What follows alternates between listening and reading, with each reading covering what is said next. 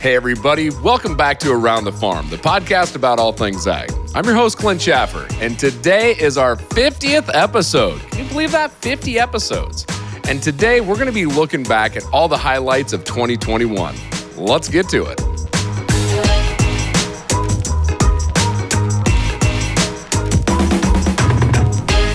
This year, we've had the opportunity to speak with some amazing experts in the agricultural industry. And a thing that we always like to ask is what the best advice is that they've had throughout their career. Let's see what they had to say. Well, it had to do with me starting this business. One of my growers who actually really convinced me to do this, he said, you don't want to be 65 years old looking back on your life and regretting that you didn't at least try to do this, because he said someone will hire you. You've been in this area too long. Take this risk, because if it doesn't work, you'll have another job. Don't worry about that. Someone will hire you. Retailer, manufacturer, just don't even think about it. Just take the leap. And best advice I've ever been getting, and it's made a quality of life for me so much more enjoyable, being your own boss. If I'm going to go out and scout a field, what kind of advice would you give me? You said ranger and you said digging up, so I'm going to assume I'm going to need a shovel. What are the other tools that would help you scout? Tape measure, of course, to measure out your length you need to count. And of course, your cell phone, take those pictures, get an understanding, because there's sometimes I'm not perfect. There's some things I'm going to see that I don't know. I can snap a picture of it and then do my research on the internet at night trying to figure out exactly what's going on. Those are the main tools for me, and then just what's up in your brain, just your knowledge to realize when you see something that's wrong, ask why. Why is this happening? Why is this going on? What has happened within the planter? Understanding how the tractor was traveling through the field is a big one. Knowing which direction the tractor was planting, know which side of the row. I mean, that's a big one for me, is I can, if you're really paying attention, you can see row number 9 is giving this guy fits. Hey, call him on the phone saying, hey, check row 9, something's happening. A lot of times when we figure those things out, we're already done planting, unfortunately, but it's something for next year. That's the other thing. You look at crop. I mean, you have one opportunity this year to try and get something right. And if you are sitting at the end of the year and you've learned nothing from this previous year, you've wasted a year. I mean, you literally wasted your time, in my opinion. I think I heard this one the other day, but I'll go with the phrase, it's only weird if it doesn't work. I had a really insightful conversation the other day with a grower who was, let's say using some interesting management practices for her area. And she admitted as much and saying she was getting some strange looks from the neighbors and whatnot. But, ultimately when your APH is sky high and your profits are doing right, then, it's only weird if it doesn't work, right? I like that. That's a good one. So, Chad, how about yourself? What's the best piece of advice around farming that you've had? It's probably coming from my grandfather. He told my uncle, who's passed it on, and told me and my father for years. He said, farming's not that hard. He said, go find someone who does it well and do what they do. Just copy them. I like it. Yeah. If somebody's already found out the how it works, do it the way they do it, right? My advice would be, you don't have to have huge acres. You don't have to have huge equipment. You've got to have a little bit of sweat equity, but, just try. The only thing that you're going to gain from trying is experience and learning, and you'll learn what you like, what you don't like, but you'll never know till you try. Looking at, talking about some of the advice, I kind of want to stick on that a little bit. As there are women right now graduating high school and graduating college, what's some advice that you give them just on their search for a career path right now? So I kind of was a little bit on that path. Like I said earlier, I took a year off school. I wasn't ready to kind of dive into a bachelor's education if I didn't know what direction I wanted to head. So I really would just advise people to work, to try new jobs out. I worked for my uncle had an insurance agency. That was an option for me. Kind of liked it. I didn't really want to be stuck in an office all day.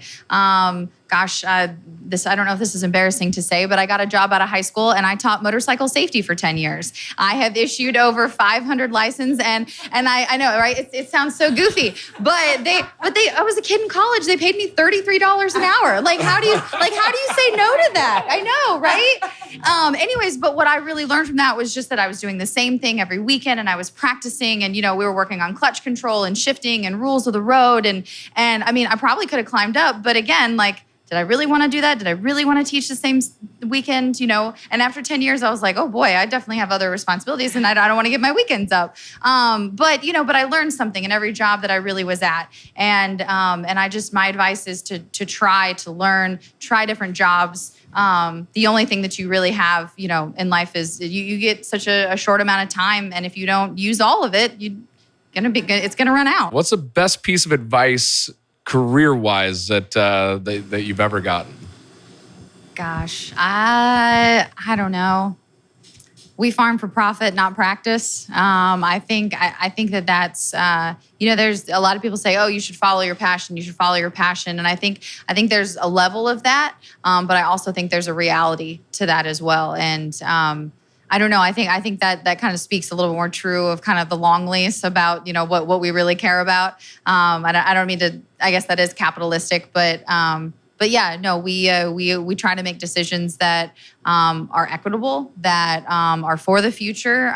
You don't buy the latest and greatest brand new combine, even though yellow is the prettiest color combine. Oh gosh. Well, I love the farm, that, but I really do feel like it's probably a profession that's not granted to a lot of the women because you almost have to marry a farmer or you're not going. You are in the industry. I feel like you've got a wide variety of education and opportunities there. But to actually be on the farm and be the farmhand, there's not a lot of that around. But I'm just thankful I'm one of them. I've loved my job. I love all of my jobs. And so on the farm, I also wear many hats. So, and I enjoy every one of them. So that is great. I think the most important thing is the person should set goals each year. I've been told that you'll set a goal, whether it be your yield goal or your pricing goal or, whatever it is, and then be happy when you reach that goal. If you reach that goal in a year, maybe it could have been better. But the following years, you can set the goal higher then. But to always set a goal and try to reach that, it's going to make you perform better, I think. So, yeah. Kind of goes with anything, not just farming. How about you, Jeff? Oh, my dad always used to say you have to walk before you can run. And that's I would say a little bit opposite of what we do with technology. We've been willing to grab a hold of some of that before we really understood it.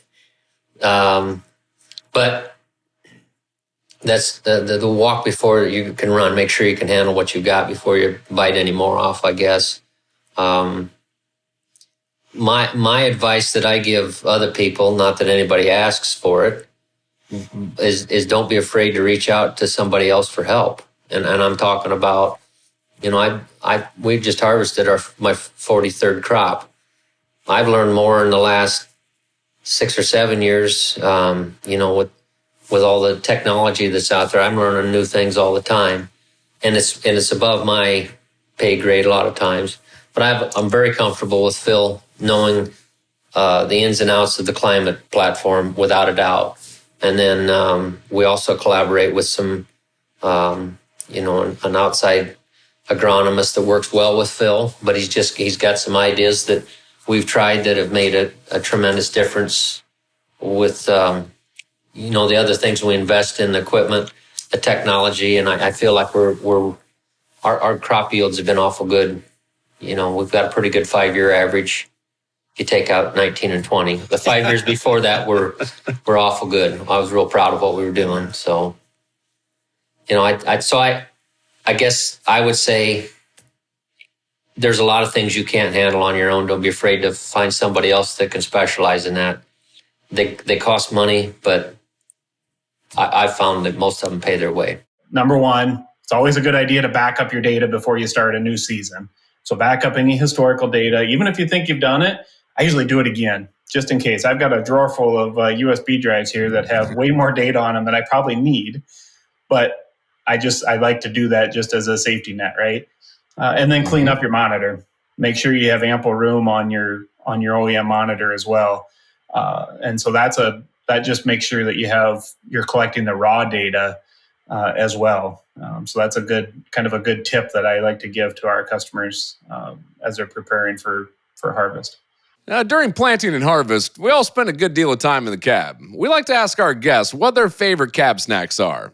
Here's a recap on what they had to say.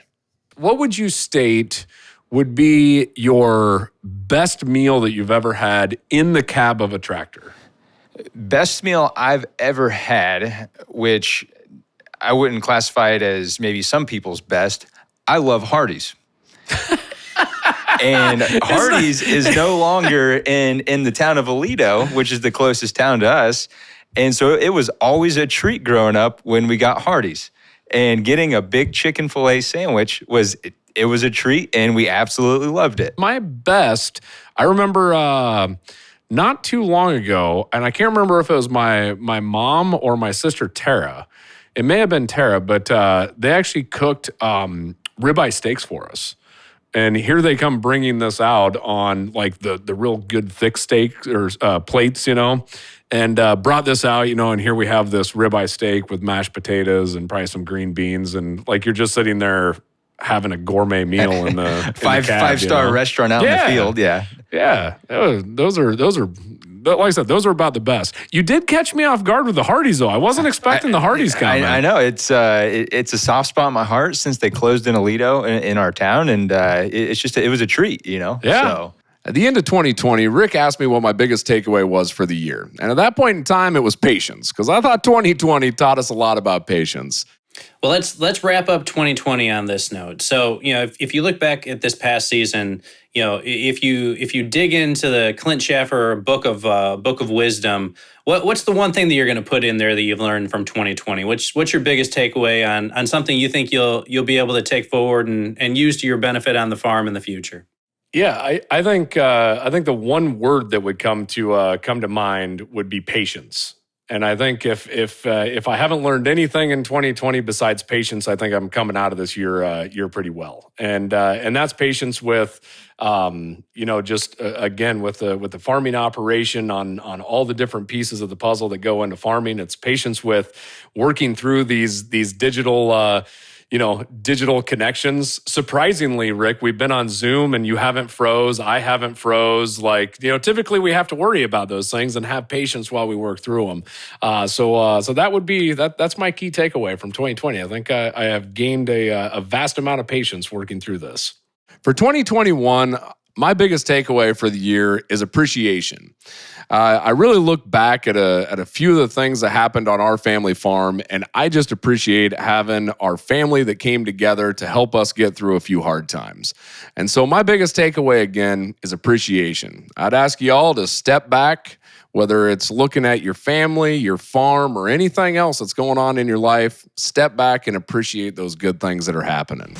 Back in episode 20, we spoke to my good friend Jerry St. John about his farming operation. Since then, Jerry has starred on a 4-part series called A Farmer's Journey that takes us through all the ins and outs of his operations throughout the seasons. Also, in October, Jerry won an Emmy for this series here. So hats off to Jerry. That was awesome. I really enjoyed watching those. And if you want to watch those, head on over to the Climate Corporation's YouTube channel, which is the same place that you watch Around the Farm at. Well, that wraps up 2021. And I want to say thank you to each and every guest that came on the show. That was some great conversations. Also, I want to thank you, the listeners, for joining us as well. Also, if you like this podcast, be sure to hit the like button, subscribe, and ring the bell to get notified each and every time that we push out new content. Also, share it with your friends and your family as well. Also, just as a reminder, Around the Farm is sponsored by Climate FieldView.